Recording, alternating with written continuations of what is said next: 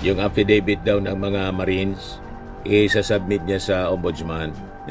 Lawyer Levy Baligod arrives at the office of the Ombudsman to file a document. I want to make it clear at this point that if it could be an oversight for me na nakasama siya, si Leila de Lima, sa lista ng Congress members that created the impression. Nag-react na rin si Janet Garin, isa sa mga napangalanan doon. Ang daming sinama sa lista ng mga congressmen. Kino-cover lang yung kwento. Ito naman yung statement ng Makabayan Black kasi kasama yung mga Makabayan Blacks sa nilista ni Baligod. Well, makikita niya doon na actually nakikipag-usap siya sa ICC. Siya ang alter ego ng presidente. At nagpapagang mga balita at pagtalakay sa mga isyu ng lipunan. Bulsa! Opinyon, banat at paglalantad sa katotohanan. Bulsa! What you see is what you get. You decide. Ano po mga kababayan, si Dante Maravillas. Nasa ombudsman na si Atty. Baligod. Yung affidavit daw ng mga Marines, isasubmit niya sa ombudsman. Lawyer Levy Baligod arrives at the office of the ombudsman to file a document. Baligod earlier claimed that former Marines or Navy personnel served as bagmen in security aids or delivered 805 billion to President Ferdinand Bongbong Marcos, former House Speaker Martin Romualdez, and former Ako Bicol Party List Representative Saldico. At sabi, pati sa ICC, sa-submit daw nila, di submit ninyo. Sinong tinatakot ninyo? Siyempre, mas maganda nga i-submit ninyo para ma-cross-examine at sigurado, pag na-cross-examine yan, kukulaps ang mga narratives ninyo. Ngayon pa nga lang, bagsakan na.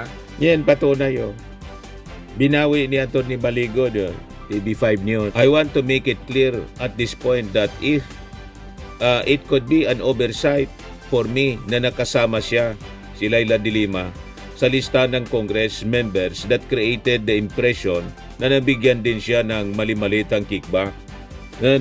Pwedeng error on my part. Inamin ng abogadong si Atty.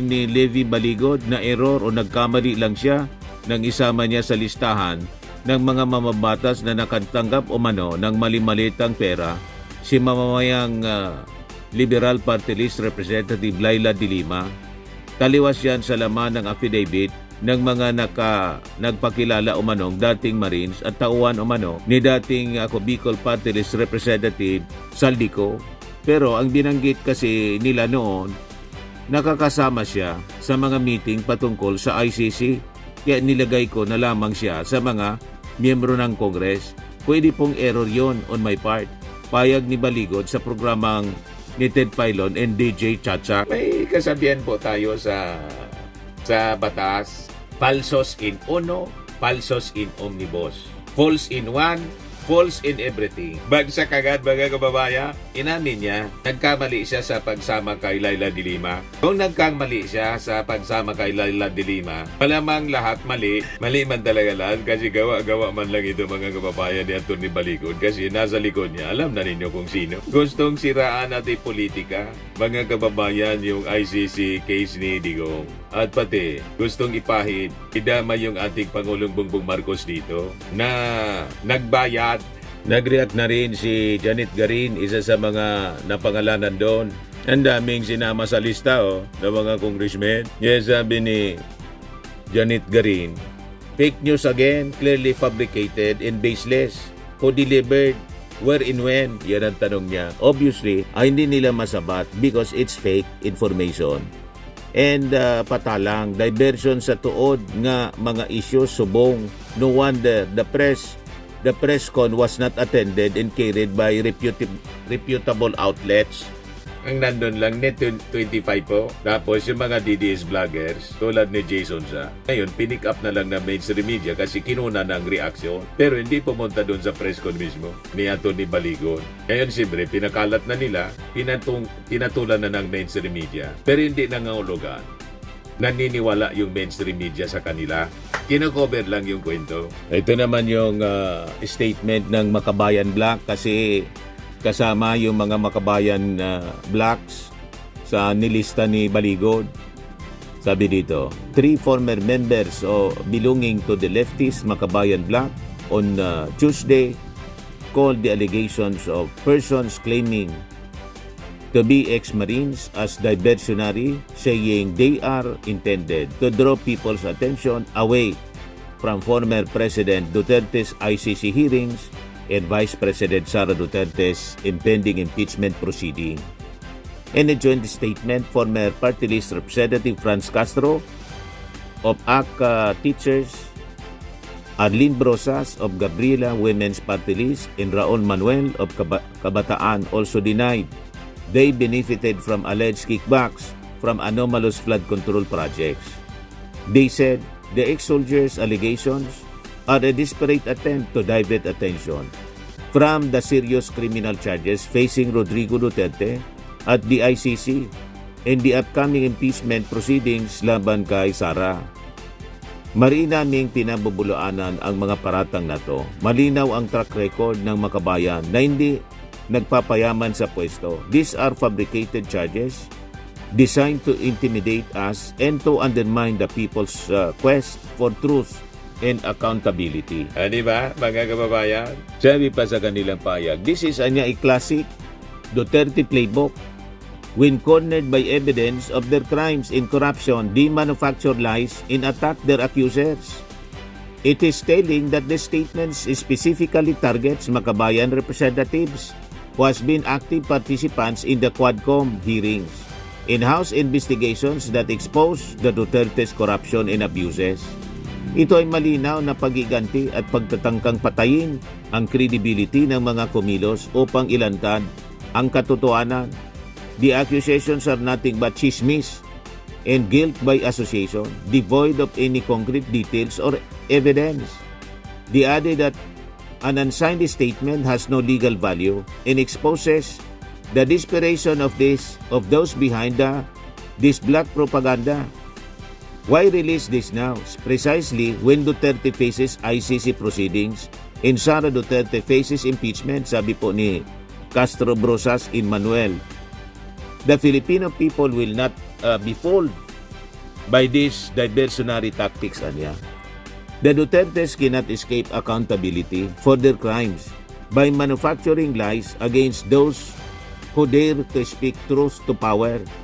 Makabayan will not be silenced. We will continue to fight for justice and to hold the corrupt and the powerful accountable no matter how many false accusations they throw at us. Diversionary tactics man talaga po, mga kababayan, malinaw. Tinaon dito sa trial ni Digong at saka impeachment ni Sara para ang pag-usapan po yung fake news nila. Maganda ang hanap buhay, mga kababayan, ni Baligod at nagkahanap buhay din yung mga walang trabahong Marines, ex-Marines daw po. Tapos sigurado, after na mag-appear ito sa Senado, resolution ni Amy Marcos, pag i-cross-examine na, hindi na po yan haharap, magsisipagtago na, ayos na niya, na na-accomplish na namin na niya yung aming misyon.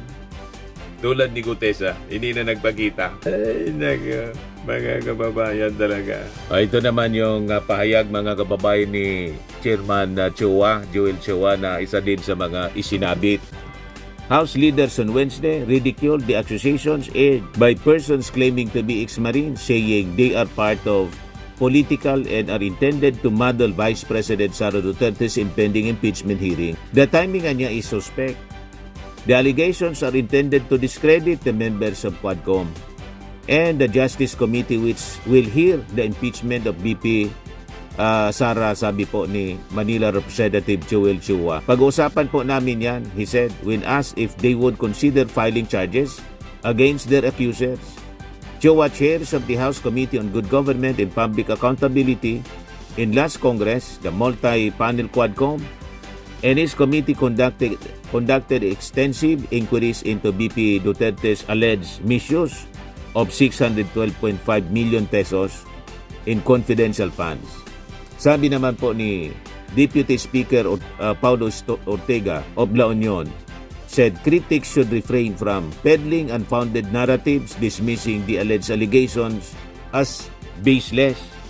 Sabi po ni Ortega, mahirap talaga kapag meron kang sariling mundo Dilulo ang tawag sa mga ganyan. Hindi natin masyadong binibigyan ng pansin kasi wala namang katotohanan yon. Yun lang po, huwag tayong dilulo, sabi ni Ortega. Kita ninyo mga kababayan, mga uto-uto lang yung mga papatol dito sa kwentong kutsero ni Attorney Baligod mga kababayan. Ito, pa-interview siya kasi nandun sa ombudsman. Pineke ang pirma ko, walang kredibilidad, sina Ben Harloy. Normal po yun na depensa nila. Kaya po minarapat namin na idulog ito sa tamang ahensya ng gobyerno, ang Office of the Ombudsman, dahil ito lamang ang pwedeng magsagawa ng isang investigasyon. Maganda to, para i-cross-examine sila. May ganun ba na napapanggit ng ombudsman pagkatapos sa kay ombudsman pa kayo nagpunan? Oo, nabanggit si Ombudsman na Tinanggal siyang abogado noon ni Ben Horloy, remember? Sa bahay niya nagkaroon ng isang meeting ang mga taga-ICC. Dahil ang obserbasyon po namin, lahat ng places, lahat ng lugar kung saan nagmi-meeting ang mga ICC investigators ay mga pribadong lugar. No? Wala naman silang pinuntahang public office eh.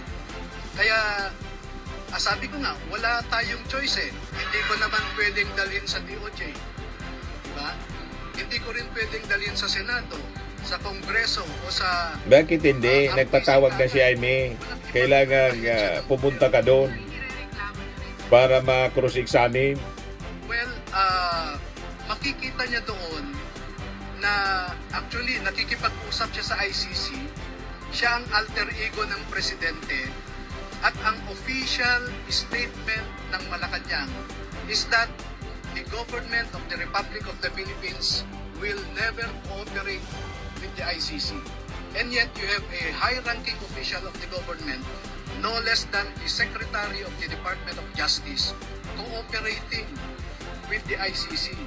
And we have a maxim in law that what you are prohibited to do directly, you cannot do indirectly. Ano pong violation nun? Ano pong violation ng pakikipag-usap niya?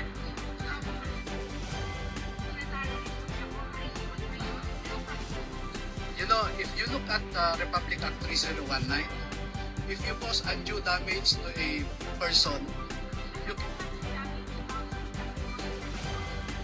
Well, I will not tell you now the possible connection. Kasi merong kidnapping silang kinaso eh, yung pamilya ni Duterte. Alam na ninyo mga kababayan kung sino nasa likod, di ba? Kidnapping. There is what we call conspiracy or collusion. Kaya ayoko munang magkomento dyan. May nagpupunto raw sa inyo. Meron daw nasa likod ninyo, kaya kayo kumikilos ito. Ano po sa mga ito? Katulad ng sasabihin ko kanina pa, normal na akusahan nila ako ng kung ano-ano na may nagpondo sa akin. Eh, pwede rin Alangan, wala. ilabas nila yung Gagawin mo yan. ebidensya nila na ako ay pinopondohan. I can open my bank account, they can inspect it, anything. Welcome tayo dyan.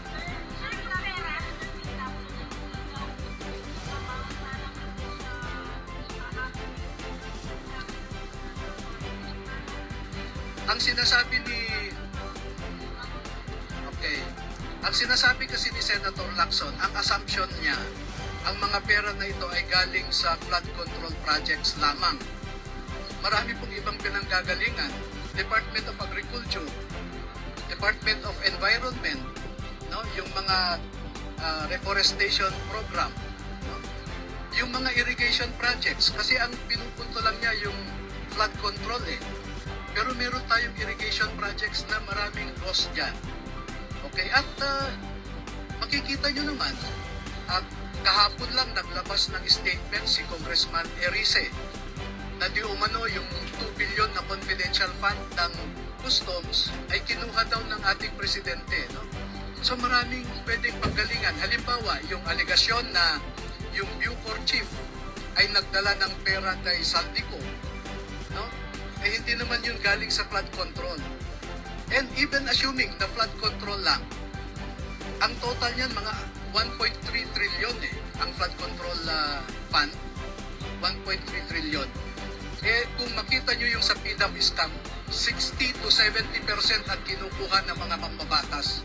Kaya yung sinasabi niya, 70% ng 1.3 trillion is about 800 billion. That is accurate. Kasi nga, binase ko yung statement ko na yan dahil 3 hanggang 4 na beses ang mga dating sundalo na ito, ang sinasabi nila na nagde-deliver sila sa Forbes Park 3 to 4 times a week at hindi bababa ng 20 na bagahe kada delivery. At Sabi ni Ping Lacson, mga 13,000 daw na bag. Ang 805 billion. hindi ko po alam. Walang sinasabi.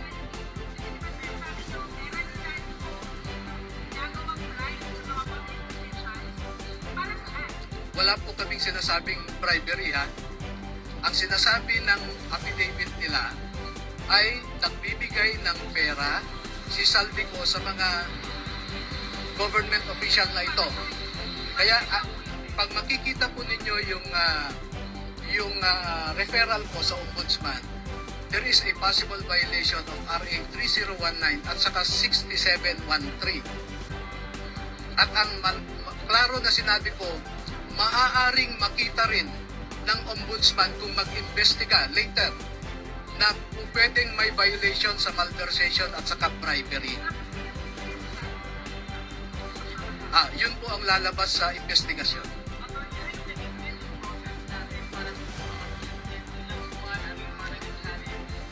Okay, may mga kinausap akong ibang kasamahan nila.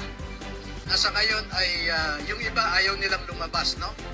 At nagbigay pa nga sila ng mga litrato maliban sa binigay sa akin ng mga 18 na ito, ay may iba pa silang ibinigay sa akin ng pati dokumento.